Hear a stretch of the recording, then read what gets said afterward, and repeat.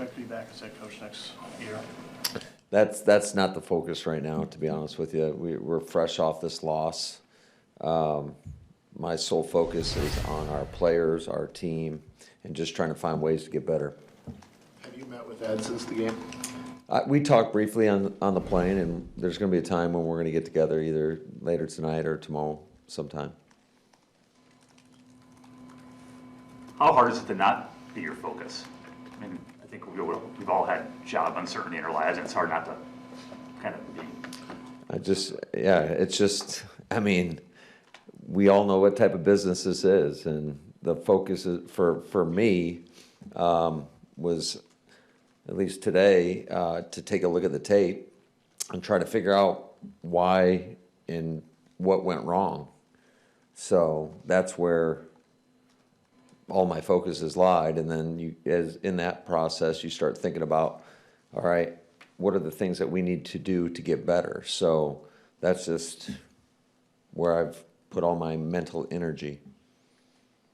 I think we asked this last night, but in your mind, why do you think you're the guy to get this team over the top, whatever that looks like? I don't think those are questions for me. Like I said, I think my sole focus is just trying to find solutions to some of our issues and why things went awry yesterday. And, it's disappointing. I'm as disappointed, obviously, as all you guys, as our fans, as everybody in our organization,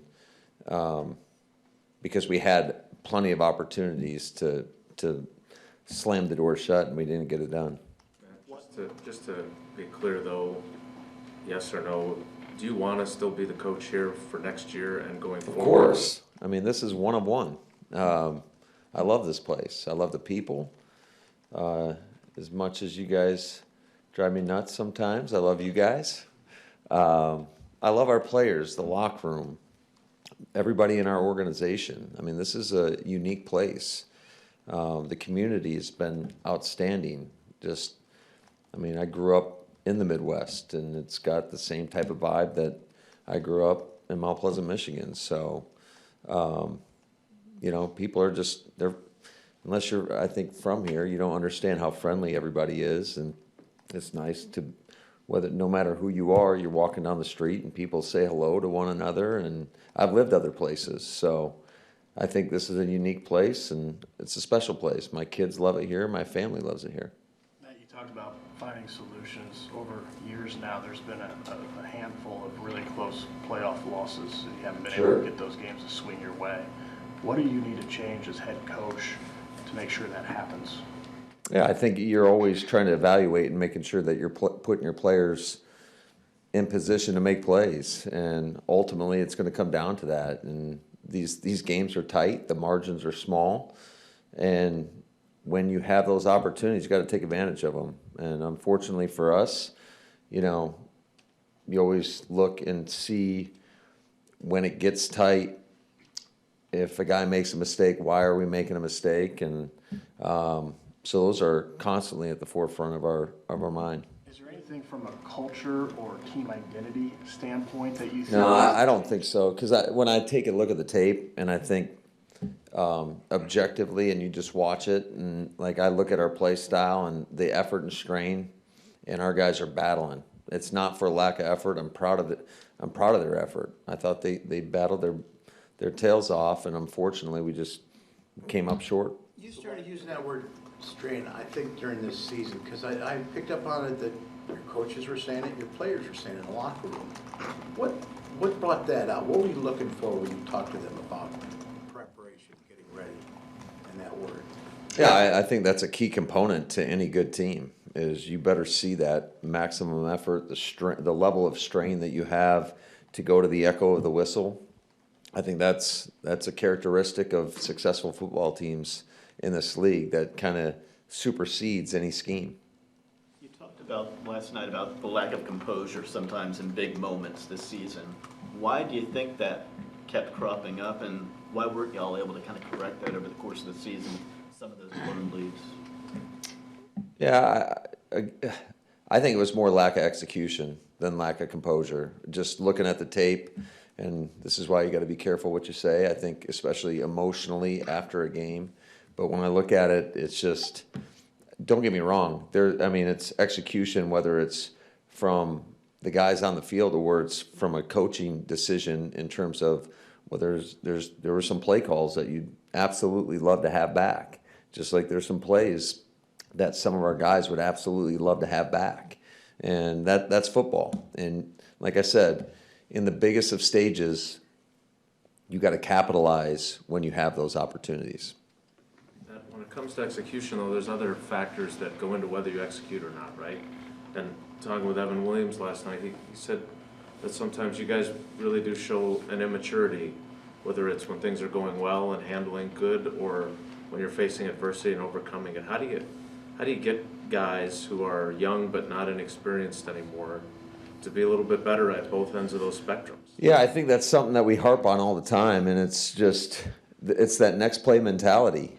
You can't live with what has happened, and what has happened doesn't have any bearing on what's going to happen next. So you've got to learn how to handle success and failure in the same vein and just move on to the next play. And so things went so well for you in the first half offensively. Sure. What changed? And in retrospect, what would you have done differently to stop that momentum? Yeah, I mean, I think a good play is the first play of the second half. I mean, we got Luke Musgrave. It's going to be a huge explosive gain, and we don't fan out to the corner, blitzing off the edge. There was multiple protection busts, and, give them credit. They amped up their level of pressure, and we didn't adjust to it. I mean, I think it speaks to the importance, too, of having home playoff games. When you go on the road, sometimes communication can be a problem. And we were in situations where we're in a 5-0, and so that means every O-lineman has a man in front of them, and we cut a guy loose, and he's a free runner to the quarterback. So that happened at least 4 times in that last game. Every NFL season is its own beast, and it has its ups and its downs. Is this perhaps the most maddening from the way it started to the injuries you suffered to not finishing at Chicago twice in 3 weeks? Yeah, I would say every season's maddening when you end the way we have this, especially this season. Adversity's part of this game, and bottom line is you got to find a way to overcome. And if you don't, then you got to answer a lot of questions for it. So that's where we just got to continue to try to flip the script and move on to the next and find solutions, and need everybody to have that same mindset in terms of what do I need to do to get a little bit better. And the focus has to be daily.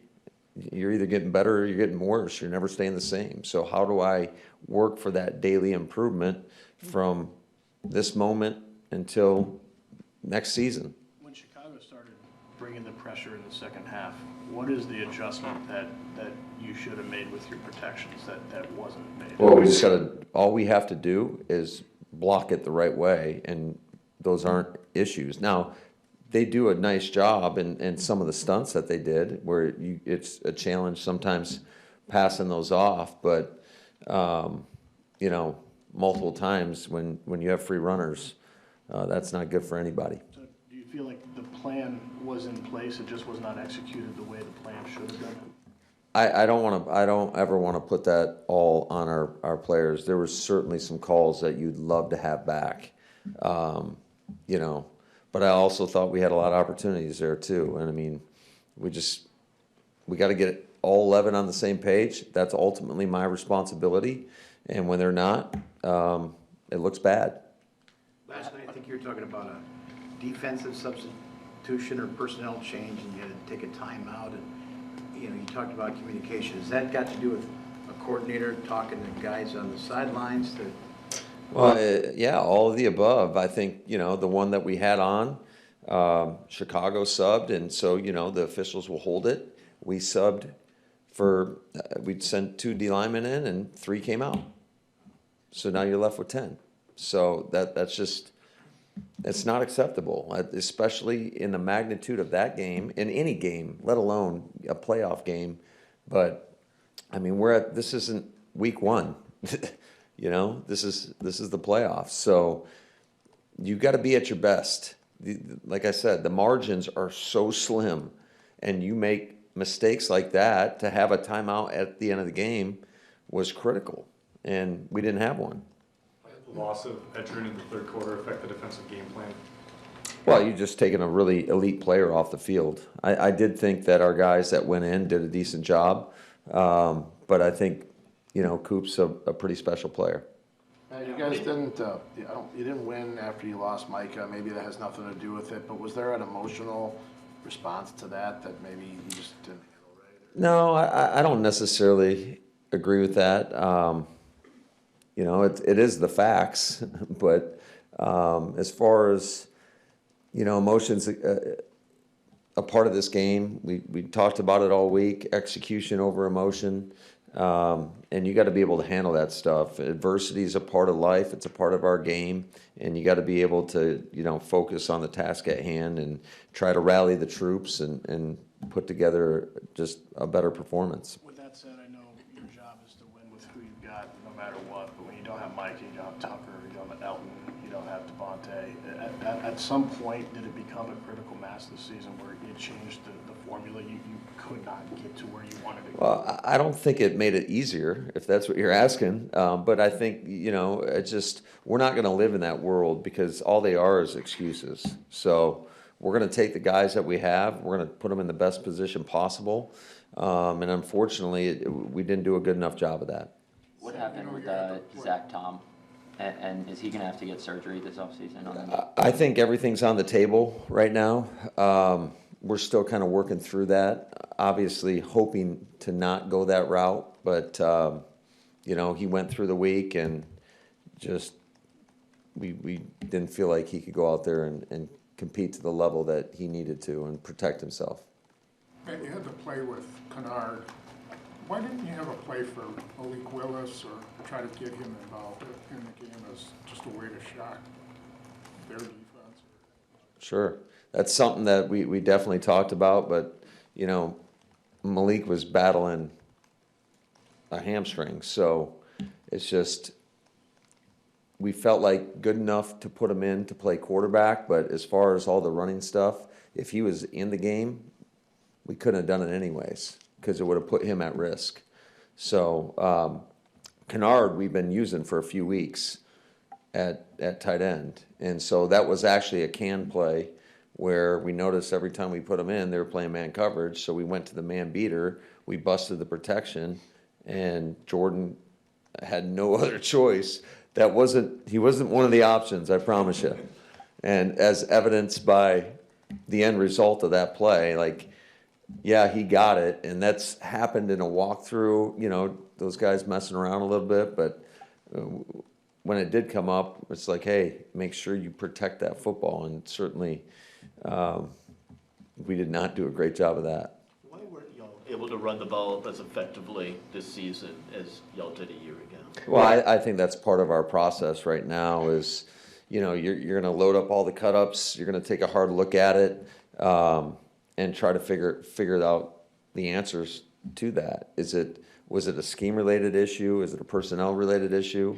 I would say it's all of the above, you know. We all got to be better. Matt, when you look at the 4th and 8 that Caleb completed, Isaiah gets the pressure, gets the hit. It looked like Keyshawn may have peeled off to try to help out Quay on the running back. Did you see that looking at the film? And Yeah, it looked like he tried to undercut, and I mean, very few quarterbacks in the world can make that throw, and he made it, and that obviously saved the game for him.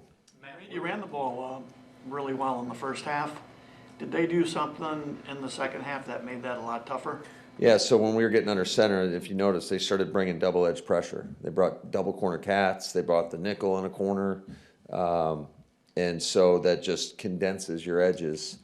So that's part of the reason why, you know, you try to alleviate that issue, and you get either in the pistol or the gun so that doesn't happen, and now you try to run the ball.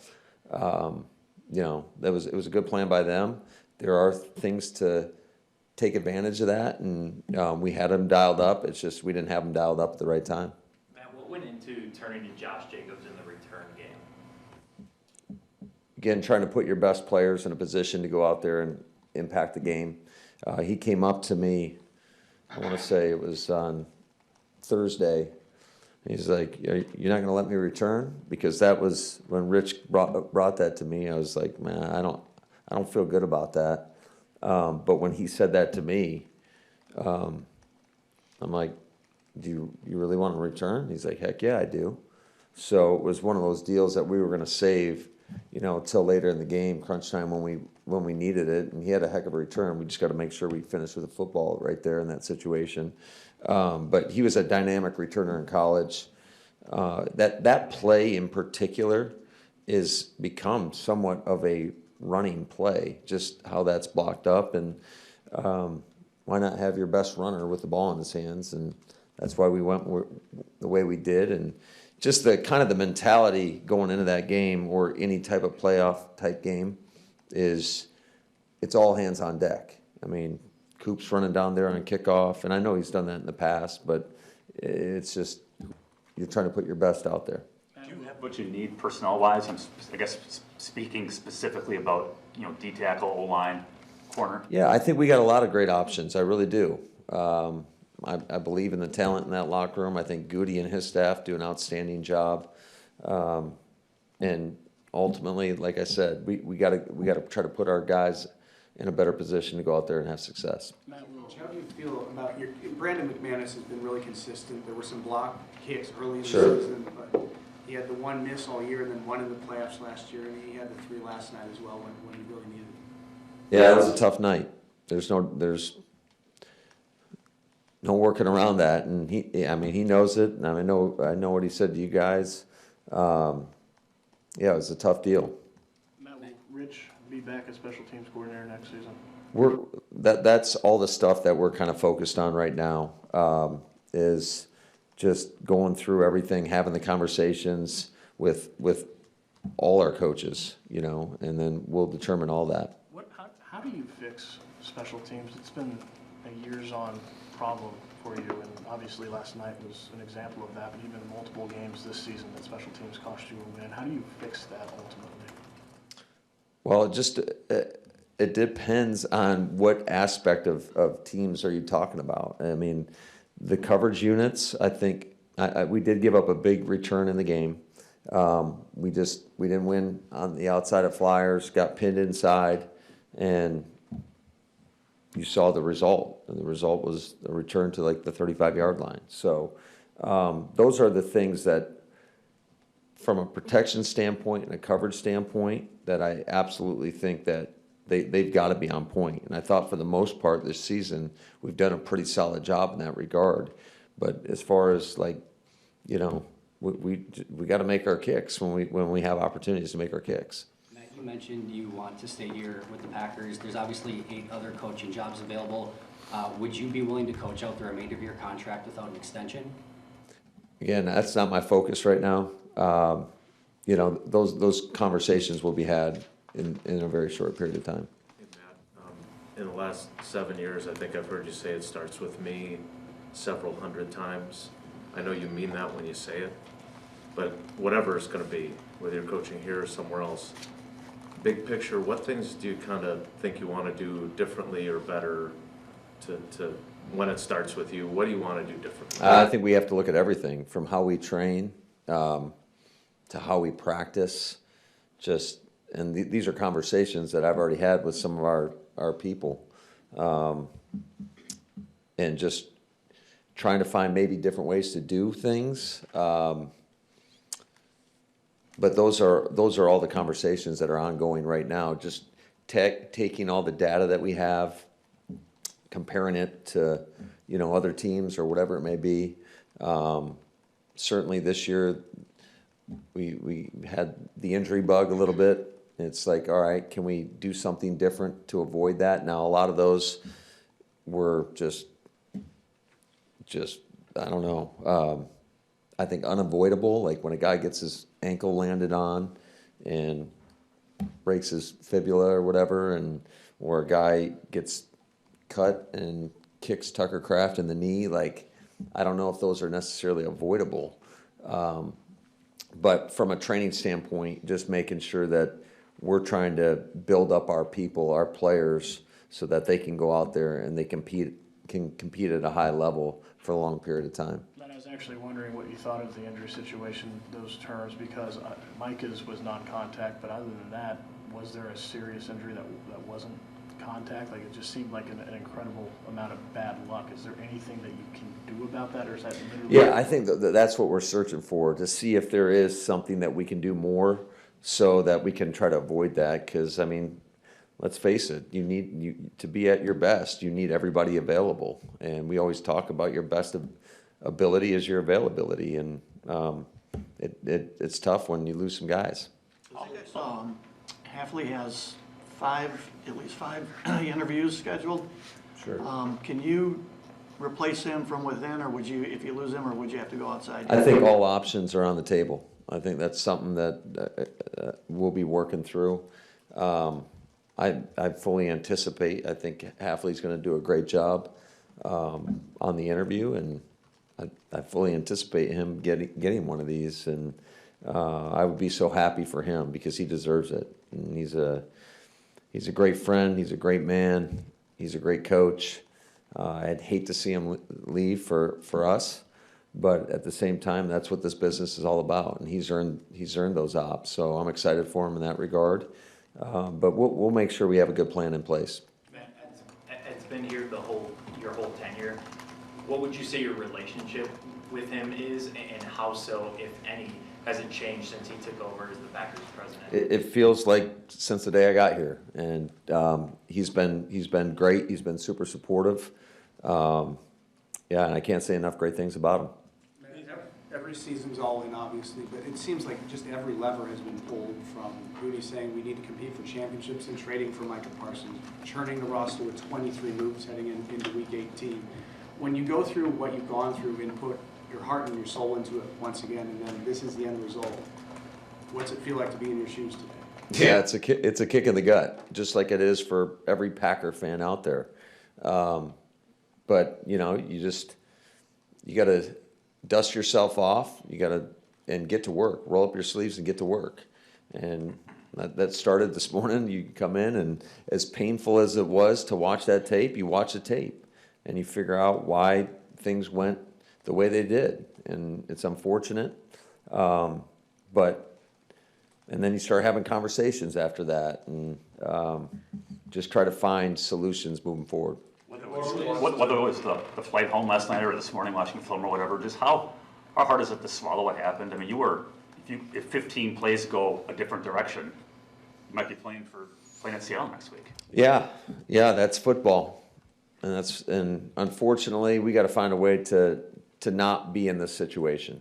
Bottom line. I talked to a dozen guys last night in the locker room.